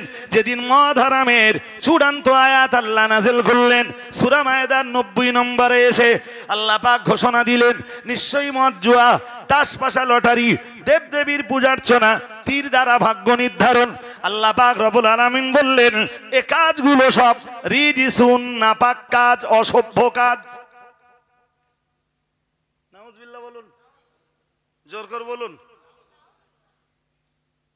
লটারির ভিতরে সভ্যতা নেই, মদের ভিতরেও সভ্যতা নেই। যে জিনিস আল্লাহ নোংরা বলে ঘোষণা দিয়েছেন, ওর ভিতরে না আছে ভদ্রতা, না আছে সভ্যতার কোনো পরিচয়। আল্লাহ পাক রব্বুল আলামিন বললেন রিজিসুন, শুধু রিজিসুন বলে ছাড়লেন না, পরে আবার বললেন মিন আমালিশ শয়তান, এ কাজগুলো সব শয়তানের কাজ। নাউজুবিল্লাহ বলুন। কার কাজ? জোর করে বলেন। তাহলে যারা লটারি নিয়ে পড়ে আছে, ওরা নবীর সেনা না শয়তানের সেনা? যারা মদের আসরে আছে, নবীর সেনা না শয়তানের সেনা? আবার ছোট হয়ে গেছে, জোর করে বলতেছেন এবার শয়তান। যারা মদ আর জুয়ার আসরে আছে, ওদের সামনে বলে দেখেন দিন যে শয়তানের সেনা। পারবো? এটাই বাস্তব। কিন্তু কোরআন বলেছে এর ভিতরে সভ্যতা নেই, এর ভিতরে ভদ্রতা নেই। মহান আল্লাহ জানিয়েছেন রিজসুন, এটা অপবিত্র। শুধু অপবিত্র বলে ছাড়েননি, আল্লাহ আবার বলেছেন মিন আমালিশ শয়তান, শয়তানের কাজ। নাউজুবিল্লাহ। তার কাজ যখন শয়তানের, যারা মদ খায় ওরা শয়তানের চেলা, এতে সন্দেহ আছে? জোর করে বলেন। এই হক কথা বললে তো মার খাবার পালা। যারা জুয়ায় জড়িয়ে, আজও সেটা আম বাগানের জুয়া হোক, কাঁঠাল বাগানের জুয়া হোক, কলা বাগানের জুয়া হোক, মোড়ের মাথার জুয়া হোক, IPL এর জুয়া হোক, বিশ্বকাপের জুয়া হোক, যে ধরনের জুয়াই হোক না কেন, আর হোক না বাজারের ওই সভ্য জুয়া, যেটা পাওয়া যায় লটারি আকাটে, ও নাকি আবার গভর্নমেন্ট স্বীকৃত। আপনি মনে রাখবেন, দুনিয়ার এডুকেশন সিস্টেমই তো এগুলোকে বৈধ ঘোষণা করেছে। লটারি বৈধ ঘোষণা করেছে কোনো মূর্খ লোকে নয়। এই যে কোম্পানিগুলো লটারি বিক্রি করে, ওদের স্বীকৃতি দিয়েছে সরকার। আর সরকারের পক্ষ থেকে যারা স্বীকৃতি দিয়েছে তারা সবাই লেখাপড়া জানে না মূর্খ? কথা বলেন না কেন? ওরা লেখাপড়া জানে না মূর্খ? ওই লটারির কোম্পানিগুলোকে যারা স্বীকৃতি দিয়েছে ও তো জুয়া। 5 টাকার টিকিটে 1.5 কোটি টাকা প্রাইজ মানি। জি, কে কোন চিন্তায় নেবেন, কে কোন ভাবনায় নেবেন আমার কিচ্ছু এসে যায় না। মুসলমানরা আর একটা কোরআন ফলো করে চলে, সেই কোরআনটা আমাকে দেন, আমি একটু পড়ে দেখি ওতে কি আছে। ম্যাডামের কথাটা খুব ভাইটাল, বারবার বলছিলেন স্যার আর একটা কোরআন আপনাদের আছে যেটা মুসলমানরা ফলো করে চলে। যে কোরআনের ভিতরে আছে জুয়া চলবে, যে কোরআনের ভিতরে আছে মদ চলবে, যে কোরআনের ভিতরে আছে গান বাজনা, বলুন বলুন, যে কোরআনের ভিতরে আছে মারা কাটা করা যাবে, যে কোরআনের ভিতরে আছে জনগণের মাল আত্মসাৎ করা যাবে, যে কোরআনের ভিতরে আছে অবৈধভাবে অন্যের সম্পদকে স্পর্শ করা যাবে, ওই কোরআনটা দেন, ওইটা একটু পড়ে দেখি। আমি গোড়ায় শুরু করেছিলাম যে কোরআনই একমাত্র ভদ্রতা শেখাতে পারে, কোরআনই পারে সভ্যতা শেখাতে, কোরআনই পারে মানুষের সভ্যতার বিকাশ ঘটাতে, কোরআনই পারে মানুষের ভিতরের লুকিয়ে থাকা পশুত্বকে দূর করে প্রকৃত মানবিকতা তৈরি করে দিতে। সুবহানাল্লাহ। আর একটু মন খুলে বলুন, তার বাস্তবতা দেখুন। ওই লেখাপড়া জানা লোকেরাই সিগনেচার করে দিচ্ছে তোর ব্যবসা বৈধ, জুয়া হলেও বৈধ। সরকারের কাছে এই বাজারগুলোতে যেই লটারি পাওয়া যায়, এই লটারি, এই জুয়া, এই সরকারের কাছে হালাল না হারাম? জোর করে বলে না। এই জুয়া কি? আবার যদি কাঁঠাল তলায় কেউ জুয়া খেলে, পুলিশ এসে তারে হোয়াট ইজ দিস, দুটোই জুয়া স্যার, ওখানে যারা খেলতেছে ওরকা ধরলে না, এরা কি অন্যায় করলে?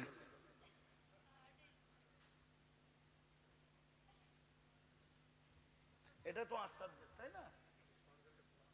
মদ খেয়ে কেউ রাস্তায় মাতলামি করলে স্যারেরা ধন্য যাবে, ওদিকে ওই স্যারেরাই আবার মদের লাইসেন্স দেবে।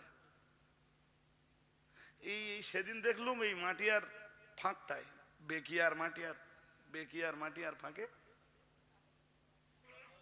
আমি কোনো একটা কাজে বারাসাতে গেছি, এসে দেখি যত পুলিশ আর তত জনগণ সব লাঠি সোটা হাতে নিয়ে দাঁড়িয়ে। তা ওই গাড়ি তো একটাও যেতে দিচ্ছে না, আমার দেখে অনেকে চিনতে পেরেছে। কেউ কেউ এসে বলে এই হুজুরি গাড়িটা ছেড়ে দে। তো হুজুরি গাড়িটা ছেড়ে দিলে আমি হালকা কাজ খুলে জিজ্ঞেস করলাম কি হয়েছে, এত লাঠি সোটা কেন? তাহলে হুজুর এই মদের দোকান হয়েছে, তাই এলাকার জনগণ সব খেপে গেছে। আমি বলছি জনগণ খেপেও কিচ্ছু হবে না, ওরা লাইসেন্স টাইসেন্স দে, ওরা একদম পুরো গোড়া এটিয়ে তোমার ওখানে গেছে। আজকে ধরুন 1000 খানিক জনগণ গেছে, তো পুলিশ একটু হয়তো নমনীয়তা দেখাবে, ওরা যখন চলে যাবে পুলিশ ওদের দোকান খোলার ব্যবস্থা করে দেবে, কিচ্ছু করার নেই, ওর লাইসেন্স আছে। আপনি ভাঙতে গেছেন, বেশি বেয়াদবি করলে আপনি অ্যারেস্ট হয়ে যাবেন। বিশ্বাস করেন আমার কথা? আরে এখানে গভর্নমেন্টের স্বীকৃতি আছে, আপনি যাচ্ছেন ভাঙতে, তাহলে আপনি দেশদ্রোহী। আপনি কি সবাই তো জানে যে মিডিয়ায় খারাপ কাজ হয়, আপনি জানলেন ওরা ভাঙচুর করতে, পুলিশ উল্টো আপনার ধরে না যাবে। যারা ওই ব্যবসা চালাচ্ছে ওরা কিচ্ছু বলবে না, কারণ সরকারের স্বীকৃতি আছে ওতে। আর সেই স্বীকৃতি সব লেখাপড়া জানা লোকেরাই দেছে, না মূর্খ লোকে দেছে? জোর করে বলে না। হ্যাঁ, নেই কিসের লেখাপড়া? আল্লাহর আসমান থেকে নাজেল হওয়া কোরআনের এডুকেশন। ওরা যদি কোরআনের এডুকেশনের ফলোয়ার হতো তো বেশ্যাখানার লাইসেন্স দিত না। ওরা যদি কোরআনের এডুকেশনের ফলোয়ার হতো টাস ফাঁসা লটারি জুয়ার বৈধতার স্বীকৃতি দিত না। ওরা যদি কোরআনের এডুকেশনের ফলোয়ার হতো তাহলে ওরা মদের লাইসেন্স দিতে পারত না। ওরা যদি কোরআনের এডুকেশনের ফলোয়ার হতো তাহলে পৃথিবীতে এই অসভ্যতামি, এই বাদরামিগুলোর স্বীকৃতি ওরা দিতে পারত না। অভাব একটাই জায়গায়, সেটা হলো মানুষের ভিতরের এই বাদরামি দূর করতে আল্লাহ যে শিক্ষাটা নাযিল করেছিলেন সেই শিক্ষাটা ওদের ভিতরে আর যতক্ষণ পর্যন্ত মুসলিম কমিউনিটির ভিতরেও আল্লাহর আকাশ থেকে নাযিল হওয়া ওই কোরআনী এডুকেশন অনুযায়ী জীবন প্রতিষ্ঠিত না হবে, ততদিন পর্যন্ত মুসলমান যতই মুসলিম বলে দাবি করুক, কোরআনের সংজ্ঞা অনুযায়ী মুসলমান নামের দাবিদার ততদিন পর্যন্ত প্রকৃত মুসলিম। আর ততদিন দোয়া করলেও মুসলমানের দোয়া। কিছু বলেন না কেন? আরে বাবা কি করবো বোঝাই, আমি কোলাপাড়ায় কখনো বলেছি কি মনে পড়ে না আমার। তো দাদা হুজুর কেবলার পিরিয়ডে ওই সলাতুল ইস্তিসকা বলে হাদিসের একটা অধ্যায় আছে। সলাতুল ইস্তিসকা মানে অনেক দিন পানি না হলে জনগণ এক মাঠে সমাবেত হবে, হয়ে সবাই মিলে নামাজ কালাম পড়ে পানির জন্য দোয়া করলে, সালাত আদায় করার পরে তওবা তিল্লা করে পানির জন্য দোয়া করলে আল্লাহ তখন আকাশ থেকে পানি নাযিল করে। সুবহানাল্লাহ বলুন। আর একটু মন খুলে বলুন, কি নাযিল হয়? পানি নাযিল হয়। কখন? যখন মানুষ দীর্ঘদিন দুর্ভিক্ষের কবলে বন্দী থাকে বা আকাশ থেকে কোনো পানি নেই, মানুষ একত্রিত হয়ে ফাঁকা মাঠে যেয়ে সবাই মিলে, সারা গ্রামের কেউ বাড়ি থাকবে না, আল্লাহর কাছে সবাই তওবা করুক, আল্লাহর জন্য সবাই সাজদায় পড়ে চোখের পানি ফেলুক, আল্লাহকে সবাই খুশি করে হাত তুলে দোয়া করলে আল্লাহ পানি নাযিল করে। হাদিসের পরিভাষায় এই নামাজটাকে বলা হয় সালাতুল ইস্তিসকা। কি বলে? বলেন কি বলে? মানে পানি হওয়ার জন্য সালাত, অর্থাৎ পানির জন্য আল্লাহর কাছে আবেদন করার পূর্বেকার সালাত। জি, তো ফুরফুরা শরীফের, আমি ওয়াজ লম্বা করছি না, ফুরফুরা শরীফের দাদা পীরের কাছে একদল লোক এসছে। তাদের আবেদন হলো যে হুজুর আমাদের এলাকায় অনেকদিন পানি হয় না, তা আপনি যদি একটু দোয়া করেন আল্লাহ হয়তো আপনার হাত কবুল করেও নিতে পারেন। তো ফুরফুরার পীর সাহেব হুজুর সবাইকে বললেন, বাবা তোমাদের যাদের উজু গোসল দরকার করে এসো, পাক সাফ হয়ে আমার মজলিসে এসো, আমরা সবাই সম্মিলিতভাবে সালাত আদায় করে আমরা আল্লাহর কাছে পানি চাইলে আশা করছি আল্লাহ পানি দেবেন। এর আগেও পীর সাহেব কেবলা সালাতুল ইস্তিসকার নামাজ এর আগেও জনগণকে নিয়ে আদায় করেছেন, হাত তুলে দোয়া করেছেন, আল্লাহ পানিও নাযিল করেছেন। আজও একই সিস্টেমে ফুরফুরা শরীফের পীর সাহেব কেবলা সিদ্ধান্ত নিলেন যে আমি আল্লাহর কাছে হাত তুলে পানি চাইবো, আশা করি আল্লাহ হাত ফেরাবেন না। পীর সাহেব কেবলা সালাত আদায় করলেন, তওবা তিল্লা যা করার দরকার সব করলেন, বাট আকাশ থেকে এক ফোঁটা পানি নাযিল হয় না। পানি তো দূরের কথা, আকাশে কোনো মেঘই নেই। দাদা হুজুর কেবলা ভেবে পাচ্ছিলেন না যে কি হয়েছে, আজকে কি হলো। আল্লাহ পানি তো দিলেন না, আকাশে এক ফোঁটা মেঘও নেই। কারণ কি? সালাতুল ইস্তিসকার নামাজ পড়ে পানি চাইলে আল্লাহ পানি দেয়, বহু প্রমাণ আছে তার।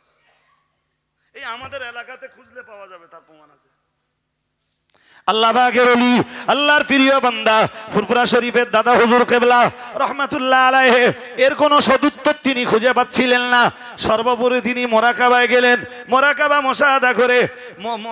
মুশাহাদা করে তিনি দেখছিলেন কেন আল্লাহ পানি দেন না। অনেক গবেষণা করার পর ফুরফুরা শরীফের মুজাদ্দিদুজ্জামান দাদা পীর কেবলা রহমাতুল্লাহ আলাইহি তিনি সিদ্ধান্ত নিলেন যে মজলিসের মানুষগুলোকে নিয়ে তিনি সালাতুল ইস্তিসকার সালাত আদায় করেছেন এবং পানির জন্য দোয়া করেছেন, টোটাল মজলিসের ভিতরে একজন সুদখোর আছে। ওই সুদখোরের জন্য আল্লাহর কাছে, আল্লাহর দরবারে পানির আবেদন মঞ্জুর হয়নি। একজন মাত্র ব্যক্তি যিনি সুদখোর, যতক্ষণ পর্যন্ত ওই সুদখোর মজলিস ছেড়ে বেরিয়ে না যাবেন ততক্ষণ আল্লাহ দোয়া কবুল করবেন না, আসমান থেকে পানিও নাযিল করবেন না। ফুরফুরা শরীফের মুজাদ্দিদুজ্জামান আলা হযরত দাদা হুজুর কিবলা রাহমাতুল্লাহ আলাইহি বাইরে এলেন। বাইরে এসে জনগণকে লক্ষ্য করে বললেন, হে আমার মজলিসের মানুষেরা, কে আছো আমার মজলিসে সুদখোর, অবিলম্বে মজলিস ছেড়ে বেরিয়ে যাও।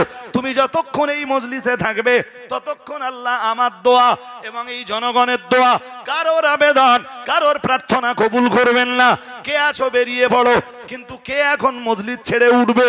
যেই উঠবে সে তো সুদখোর হিসাবে গণ্য হবে। কেউ মজলিস ছাড়ে না।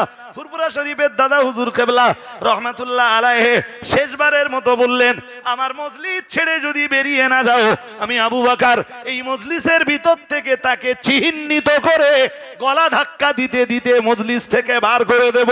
দাদা পীর কেবলা খুব মেজাজ নিয়ে যখন এ কথা শুনিয়ে দিলেন, পিছন দিক দিয়ে তখন এমনিতেই দেখা গেল একটা লোক উঠে খুব দ্রুত গতিতে মজলিস ছেড়ে বেরিয়ে যাচ্ছে। সুদখোর মজলিস ছেড়ে বেরিয়ে যাবার পর পীর সাহেব হুজুর কেবলা আবার জনগণকে নিয়ে তওবা পড়লেন, আল্লাহ শাহী দরবারে পানির জন্য আপিল করলেন, পানির জন্য আবেদন করলেন। হাত নামানোর আগে আগেই আল্লাহ আকাশ থেকে পানি নাযিল করে জমিনটাকে সিক্ত করে দিলেন।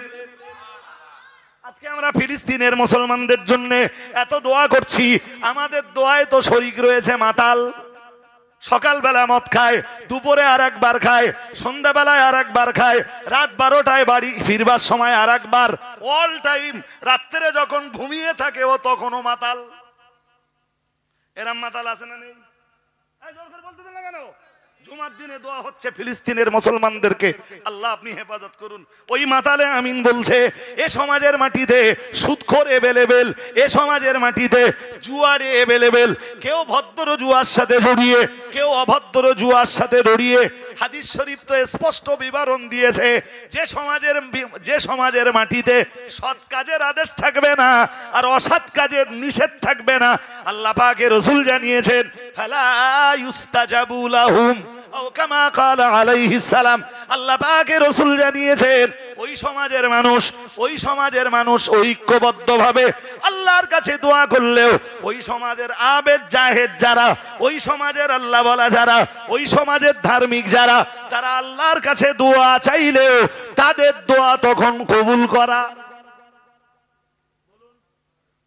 নবী পরিষ্কার বলে দিয়েছেন, ফালা ইউস্তাজাবু লাহুম, ওই সময় তাদের দোয়াও কবুল হবে না। এ তো সেই সময় এসে গেছে। আমার আগের হযরত যা বলছিলেন ও জিনিস হাদিসে আছে। ওই কুনুতে নাজেলার কথা বলছিলেন না? হ্যাঁ না বলে না? আচ্ছা, কুনুতে নাজেলা সে তো আরবি ভাষা, সে তো আপনারা ঘোড়ার ডিম বুঝেছেন অধিকাংশরাই। এরপরও বলছি, জি, কুনুতে নাজেলা হাদিস শরীফের কিতাবগুলিতে আছে, প্রায় পৃথিবীর প্রামাণ্য সব হাদিসের কিতাবগুলিতে এসেছে। আমি এরপরও বলছি, কুনুতে নাজেলা পড়ে কি করবে? কি করব?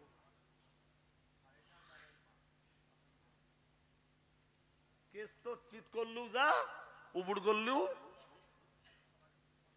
বলুন, ডান কাতে দিলি যা, বাম কাতে দিলে তাই, কেস তো সেম। তা কুনুতে নাজেলা পড়ে কি করব? নবী তো বলেই রেখেছেন, ফালা ইউস্তাজাবু লাহুম। এই সমাজে এত অন্যায় হচ্ছে, প্রতিবাদের লোক আছে? জোর করে বলতেছেন না কেন? হ্যাঁ, একটা ছেলে নতুন করে মদ খাওয়া ধরেছ তো, গ্রামের একটা লোক প্রতিবাদের আওয়াজ তোলে না যে ওই ছেলেটা কেন মদ খাবে। জি, সবাই ভাবতেছে আমার কচি তো ভালো আছে, তোমার কচি আজকে ভালো আছে, কালকে ভালো থাকবে না। সমাজ ভালো থাকা না থাকা এটাও নির্ভর করে পরিবেশের উপরে। ভুল হয়ে যাচ্ছে এই ইয়াং ছেলেগুলো। আপনারা তো বলতেছেন জি যে ফিলিস্তিনের মুসলমানরা মরতেছে আর মারতেছে কেন?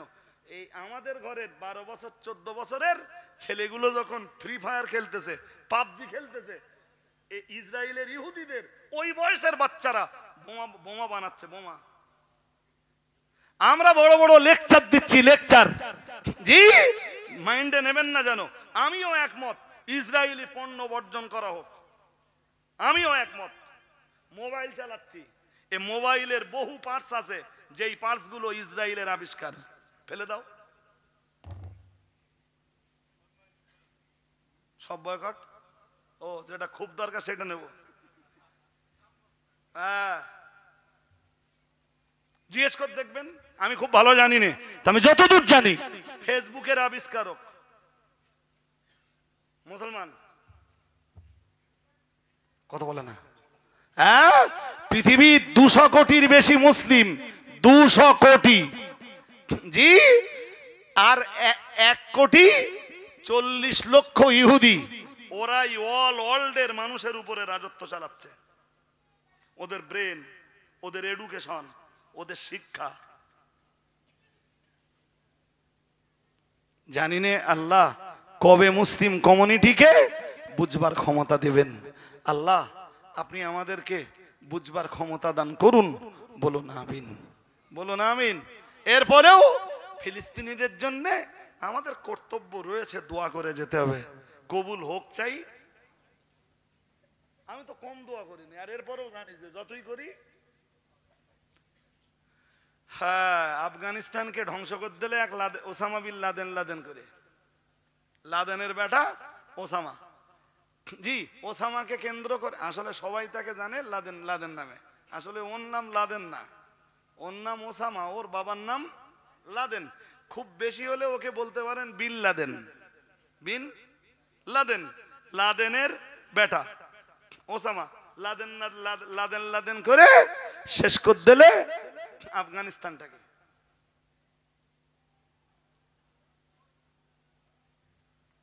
হাজরিন জি, তো আজকের পৃথিবীর গতি যেদিকে জানেন না, আপনারা কতদূর ভাবেন আমি জানি না, তা আমরা খুব কম ভাবি না, মোটামুটি ভাবি। আমার তো খুব ভয় হয় যে ফিলিস্তিনের ওই আগুন অলডে ছড়িয়ে পড়ে কিনা, এবং তার সম্ভাবনাও আছে। আল্লাহ হেফাজত করুন, সকলে বলুন আমিন। মুসলমানদের দোয়া কবুল হবে তখন যখন মুসলমান তার চরিত্রে ফিরে আসবে। কোরআন তো বলে দিয়েছে, কোরআন খুলুন, 6 পারা সূরা মায়দার 12 নম্বর আয়াত। ওয়াকাল আল্লাহু ইন্নী মাআকুম, মহান আল্লাহ জানিয়েছেন নিশ্চয়ই আমি আল্লাহ তোমাদের সঙ্গে আছি। সুবহানাল্লাহ। আর একটু মন খুলে বলেন, কাদের সঙ্গে? কিছু জানা গেছে? কিছু জানা যায়নি। মহান আল্লাহ শর্ত দিয়েছেন, এবার বেশ কতকগুলো শর্ত দিয়েছেন, আর অনেকগুলি শর্তের প্রথম শর্ত হলো মহান আল্লাহ জানিয়েছেন লাইন আকামতুমুস সালাতা, আমি তোমাদের সঙ্গে থাকবো, আমার রহমত তোমাদের সঙ্গে থাকবে, আমার সাহায্য তোমাদের সঙ্গে থাকবে। কিন্তু প্রথম শর্ত হলো লাইন আকামতুমুস সালাতা, পৃথিবী জুড়ে যদি তোমরা সালাত কায়েম করতে পারো। সুবহানাল্লাহ। আর একটু মন খুলে বলেন, কি করতে পারো? সবাই বলেন কি করতে পারো? সালাত আছে? হ্যাঁ না বলে না। মুসলমানদের জন্য আল্লাহ সাহায্য আসমান থেকে প্যাকেট করে পাঠিয়ে দেবে ঘরে ঘরে।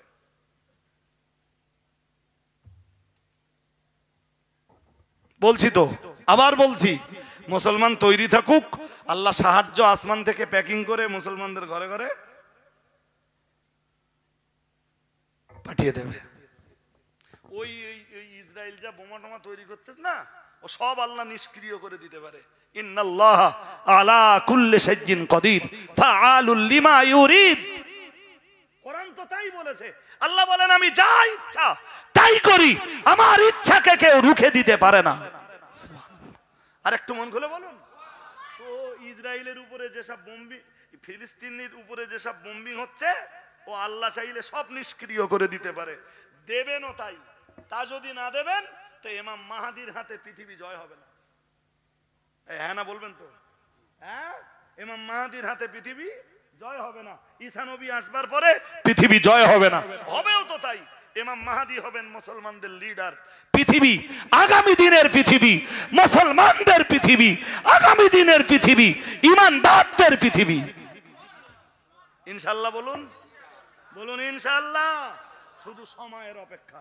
মুসলমানদের যেদিন চরিত্র পাল্টাবে সেদিন এমনি মুসলমানরা গাইবী মদত পাবে। এই যে হাদিস শরীফে গজওয়ায়ে হিন্দের কথা আছে, হিন্দুস্তানের লড়াই। কিসের লড়াই? নবীজি বলেন যে ব্যাপক সংখ্যক মুসলমানরা ইসলামের অস্তিত্বকে হিন্দুস্তানে টিকিয়ে রাখবার জন্য লড়বে, লড়াইতে নামবে। এক শ্রেণীর মুসলমানরা কন্ডিশন খারাপ দেখে 3 ভাগের 1 ভাগ মুসলমান কেটে পড়বে। 3 ভাগের 1 ভাগ ওই জীবনের মায়ায়, বেঁচে থাকার নেশায় তারা কেটে পড়বে। আর 1 ভাগ শহীদ হবে। মানে 2 ভাগ যারা লড়বে ওরা শহীদ হবে। আর 3 নম্বরের ভাগটা, মানে তৃতীয় ভাগটা, ওরাই শেষ পর্যন্ত জি দাঁতে দড়ি দিয়ে লড়বে। ওতেই আল্লাহ জয়ের টুপি ওই 1 ভাগ মুসলমানদের মাথায় পরিয়ে দিবেন। আর একটু মন খুলে বলেন, যখন টোটালে 3 জন ছিল, তখনও মুসলমান পালাচ্ছিল, একজন পালিয়েছে, দুজন আর একজন মারা গেছে। এবারে আল্লাহ জয় দিবেন ওই এক ভাগের, মানে জয়ের টুপি পরাবেন আল্লাহ ওই এক ভাগ মুসলমানদের মাথায়। কি কথা বুঝতেছেন নাকি? হ্যাঁ, সুতরাং আমার দাবি, কোড়াপাড়ার মুসলমানদের কাছেও দাবি, আপনারা মেহেরবানি করে নিজেদের চরিত্রে ফিরে আসুন। কেউ যদি থাকেন লটারি কাটা অভ্যাস, আমি বলছি আল্লাহ নিষেধ করেছেন, আপনি ছেড়ে দেন। কারোর যদি অভ্যাস থাকে মদের বোতলে স্পর্শ করা, জি, আপনি মদের বোতল স্পর্শ করা বন্ধ করে দেন, জীবনে কখনো হাত দিবেন না, ওটাই আপনার জন্য তওবা। আজকে তওবা করলেন, আস্তাগফিরুল্লাহ রাব্বি মিন কুল্লি যামবি ওয়া আতুবু ইলাইহি, কালকে আবার মদের বোতল ধরলেন, ওর নাম তওবা না, ও তো চিটিংবাজি। ওটার নাম কি? হ্যাঁ, তওবা ওইটা মুখে বলা লাগবে না, খুব বেশি কথা মুখে বলা লাগবে না, শুধু নিয়ত করে ফেলুন যে জিন্দেগিতে আমি আর লটারিও ছোব না, মদের বোতলেও হাত দেব না। সারা জীবন লটারি ছুবেন না, মদের বোতলে হাত দেবেন না, ওটাই আপনার জন্য। যে সমাজে মদ থাকে ওই সমাজে আল্লাহর রহমত নাজেল হয় না, যে সমাজে জুয়া থাকে ওই সমাজে আল্লাহর রহমত নাজেল হয় না, হতে পারে না। জি, আমি